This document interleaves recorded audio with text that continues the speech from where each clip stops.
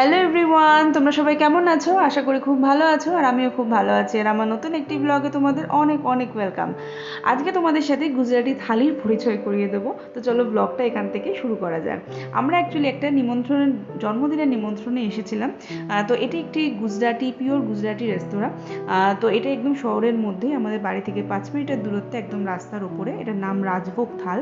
তো এখানে থালি সিস্টেমে খাবার পাওয়া যায়, আলা কার্টে সিস্টেমে নয়। মানে থালিতে যা যা থাকবে সেটাই সার্ভ করা হবে, এবং এখানে সকালের মেনু আলাদা এবং রাতের মেনু আলাদা। তো চলো তোমাদের সঙ্গে একবার দেখিয়ে দিই, ওই যে বাইরে বোর্ডে লেখা রয়েছে কি কি মেনু রয়েছে আজকে।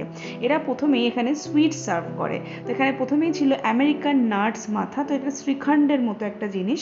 বাকিটা নেক্সট ছিল মোহান থাল লাচকা, মানে এখানে হচ্ছে সুজি দিয়ে একটা ক্ষীর।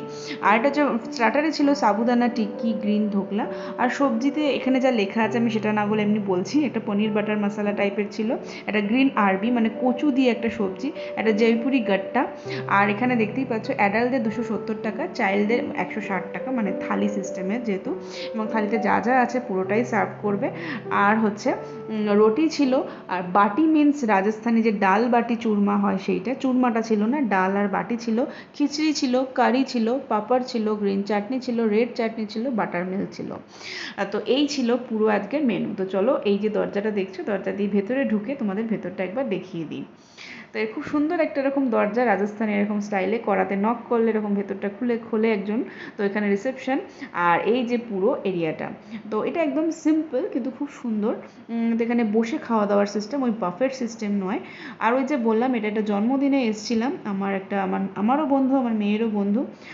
তো তারা একদম ক্লোজ কিছু মানুষজনদেরকে নিয়ে একটা ছোট্ট গেট টুগেদার অ্যারেঞ্জ করেছিল বাচ্চাটার জন্মদিন উপলক্ষে। তো সেইখানেই আমরা এসেছি। তো এই যে দেখতেই পাচ্ছ এরকম বসে খাওয়া দাওয়া হয়, এরকম থালি বাটি সিস্টেম। এই যে মাঝখানে যে বসে আছে, ওর নাম আংশিকা দত্তা। তো ওরই বার্থডে, ও কলকাতার। তো চলো বার্থডের কিছু গ্লিমস দেখে নিই।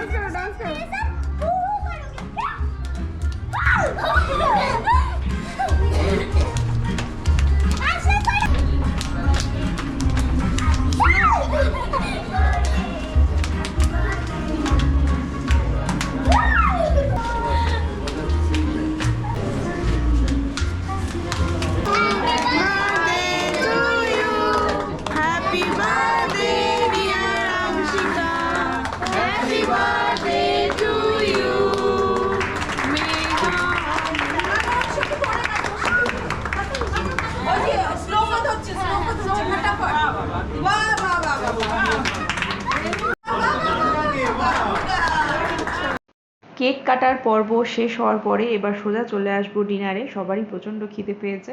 তো এখানে বাফেট সিস্টেম নয়, প্রথমেই বললাম। তো একদিকে ভালো বসে খাওয়ার না একটা আলাদাই শান্তি। এখানে আমি, আমার মেয়ে, আর যার বার্থডে সে আর তার মা এখানে বসেছিলাম। তো এরা প্রথমে চাটনি দিয়ে স্টার্ট করলো, দুটো টাইপের চাটনি ছিল, স্যালাড ছিল। আর হচ্ছে বলে রাখি, গুজরাটিতে কিন্তু সুইট প্রথমে সার্ভ করা হয়, কলকাতার মতো শেষে নয়, বা বাঙালিদের মতো শেষে নয়, এরা সুইটসটা আগে খায়। আর এখানে যেটা গুজরাটি থালি, যেটা ছাড়া অসম্পূর্ণ, সেটা হচ্ছে বাটার মিল্ক বা ছাস। আমি তো এই গুজরাটে এসে আমি একদম ছাসের প্রেমে পড়ে গেছি। এখানে ছাস বলে, তোমরা ঘোলও বলতে পারো। আমি এটা মানে এখানে প্রচুর করে খাওয়া হয়, আমিও প্রচুর খাই, খুব ভালোও লাগে খেতে। তো এখানে যেটা দিচ্ছে শ্রীখণ্ড, আর ওটা দিল মোহন থাল। শ্রীখণ্ড অনেকে হয়তো জানো, এটা অনেকটা আইসক্রিম বলবো না, আবার দইও বলবো না, কেমন একটা ধরন হয়। আর এটা হচ্ছে মোহন থাল, এটা হচ্ছে সুজি আর ক্ষীর দিয়ে বানিয়েছিল। তো যদিও সত্যি কথা বলতে শ্রীখণ্ড আমার খুব একটা ভালো লাগে না। তো যাই হোক, এখানে সাবুদানা টিক্কি ছিল, গ্রিন কালারের ধোকলা ছিল। আর এটা হচ্ছে বাটি, মানে রাজস্থানের যে ডাল বাটি। তো বাটিটা হাত দিয়ে এরকম স্ম্যাশ করে দিচ্ছে, তার উপর লটস অফ ঘি। এখানে ঘি ছাড়া কোনো খাবার কিন্তু অসম্পূর্ণ, যেহেতু এরা ভেজ খায়, তো তাই ঘিয়ের পরিমাণটা এদের খাবার অনেকটাই বেশি থাকে। তার উপর এরকম ডাল দিয়ে দিয়েছে। তো আমার খুব টেস্টি লেগেছে, যদিও চুরমাটা ছিল না, শুধু সির্ফ ডাল আর বাটিই ছিল। এটা হচ্ছে গ্রিন কালারের ধোকলা না খামান, আমার একটু ডাউট হচ্ছে, কারণ খামান চালের গুঁড়ো বা ডালের গুঁড়ো দিয়ে হয়, খেতে অনেকটা ওরকমই লাগছিল। তো এটা হচ্ছে পানিরের মশালা, পানির বাটার মশালা বলতে পারো, এরকম কিছু একটা। আর একটা মেনু আমি বলতে ভুলে গেছিলাম, সেটা হচ্ছে দম আলু টাইপের, টমেটো আলু দিয়ে এরকম একটা সবজি ছিল। আর একটা হচ্ছে গট্টে কা সবজি হয়তো মনে হয় বেসন দিয়ে কিছু একটা করে সেটাকে বয়েল করে মেবি ওটা দিয়ে সবজি বানায় এরকম। আরেকটা ছিল, এটা হচ্ছে আরবির সবজি। তো আমি প্রথমে ভেবেছি কি পনির, যে পালং পানির, কিন্তু না, ওটা আরবি, মানে অনেকেই জানো হয়তো, এটা হচ্ছে আরবি, মানে গাটি কচুকে এখানে আরবি বলে। সে গাটি কচু পালং শাক দিয়ে একটা সবজি। আর এখানে ঘি কিন্তু ঘি ছাড়া রুটি তো হয় না, হয় মানে রুটিতে ম্যাক্সিমাম ঘি থাকে, অর্ডার বললে ওরা ঘি ছাড়া রুটিও দেয়। তো আমি জানি না ঘি দিয়ে রুটি, এই ধরনের সবজি আমার ঘি দিয়ে রুটি ছাড়া আমার গলাতেই যেন নামে না, যেন গলায় লাগে, তাই আমি ঘি দিয়ে খাই, যত পিম্পলস টিম্পলস সব ভুলে যাই। আর জন্মদিনে জানো তো কেক না খেলে কিন্তু বার্থডে লাঞ্চ বা বার্থডে মেনু, সরি বার্থডের মেনু কিন্তু কমপ্লিট হয় না। তাই এখানে একটা বড় পিস অফ কেক আমার পাতে এসে পড়েছিল, আমি খুব হ্যাপি। তো কেকটা একটু বড় সাইজ পেলে দেখবে সবারই মনটা খুব হ্যাপি হয়ে যায়। তো দেখতেই পাচ্ছ কতগুলো থালি। ও একটা জিনিস বলতে ভুলে গেছিলাম, কারি ছিল হোয়াইট কালারের, এটা ইয়েলো কালারের ছিল না। কারি তো জানো টক দই দিয়ে যে বানায়, আমার তো খুব টেস্টি লাগে। তো এতগুলো সবজি খাওয়ার পরে, রুটি খাওয়ার পরে আমার তো পেট একদম ফুল ছিল।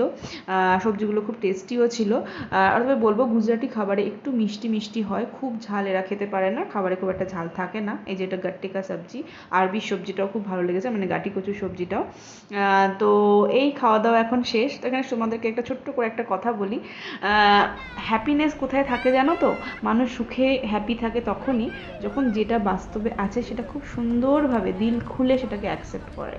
তাই আমাদের এখানে হয়তো ননভেজ অতটা হয় না বাইরে খাওয়া দাওয়া, কিন্তু যেটা আছে সেটাকে আমি মন খুলে অ্যাকসেপ্ট করি, তাহলে মনে হয় হ্যাপি থাকা যায়। ব্লগটা আজকে এখানেই শেষ করছি, দেখা হবে নতুন একটি ব্লগে। ভালো লাগলে প্লিজ লাইক করো, কেমন লাগলো জানিও। টাটা।